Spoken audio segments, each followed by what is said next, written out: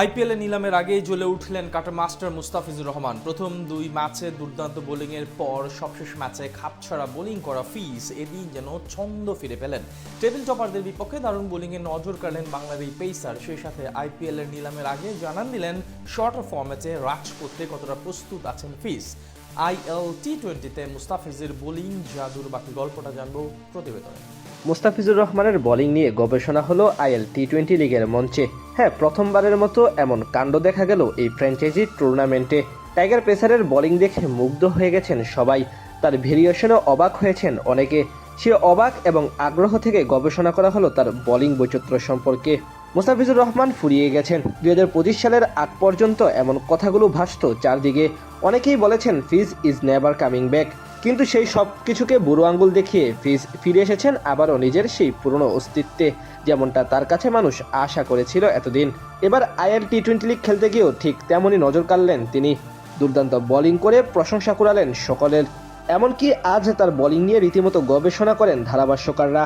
অভিষেকের পর থেকে কাটার আর স্লোয়ারের ভেলকি দেখিয়ে বিশ্বের বাঘা বাঘা ব্যাটারদের নাচিয়েছেন মুস্তাফিজুর রহমান।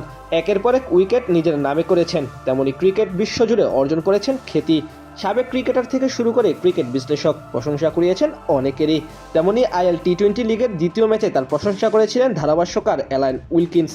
বলেছিলেন, আপনি যদি রিস্টের দিকে তাকান তাহলে দেখতে পাবেন অসাধারণ রিস্ট, একদম যেখান থেকে বলটা ডেলিভারি হয়। আমি জানি না সে এটা কিভাবে করে, কিন্তু বাসায় এটা চেষ্টা করবেন না, না হলে আপনার কবজির জায়গা থেকে ছুটে যেতে পারে।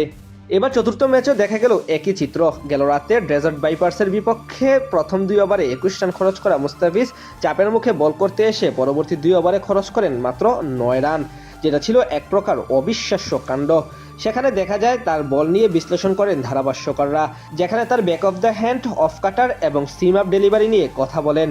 পিচকে এতদিন অফ কাটার এবং স্লোয়ার নির্ভরই মনে হতো, যেগুলো লেগ স্টাম্প থেকে বাহির দিকে বের হতো, কিন্তু ইদানিং তাকে দেখা যায় সিম আপ ডেলিভারি করতে। এক্ষেত্রে বল ব্যাটসম্যানের পায়ের নিকটবর্তী অঞ্চলে গতির সঙ্গে করা যায়, যাতে ব্যাটার জায়গা থেকে বের হয়ে সামনের পায়ে ভর করে খেলতে বাধ্য হন। এক কথায় ব্যাটারকে তার কমফোর্ট জোন থেকে বের হতে বাধ্য করা হয়। এখানে বলের সিম পজিশনে 2 আঙ্গুল রাখতে হয়। অন্যদিকে অফ কাটারে বল হালকা স্লো হয়ে অনেকটা স্পিনের মতো টার্ন করে, যেটা দিয়ে তিনি গতরাতে ফখর জামানকে পরাস্ত করে উইকেট তুলে নিয়েছিলেন। এদিন 4 ওভারে মাত্র 30 রান দিয়ে 1 উইকেট শিকার করেন মুস্তাফিজ। তবে নিজের শেষ 2 ওভারে সবচেয়ে বেশি ইমপ্রেসিভ ছিলেন তিনি। সব মিলিয়ে এবার আইএল টি20 লিগে তার উইকেট সংখ্যা এখন 4 ম্যাচে 6টি। দিন দিন ঠিক এভাবেই যেন নিজেকে ছাড়িয়ে যাচ্ছেন মুস্তাফিজ। টাইগার পেসারের বোলিং দেখে মুগ্ধ হয়ে গেছেন সবাই, তার ভেরিয়েশনও অবাক হয়েছেন অনেকে।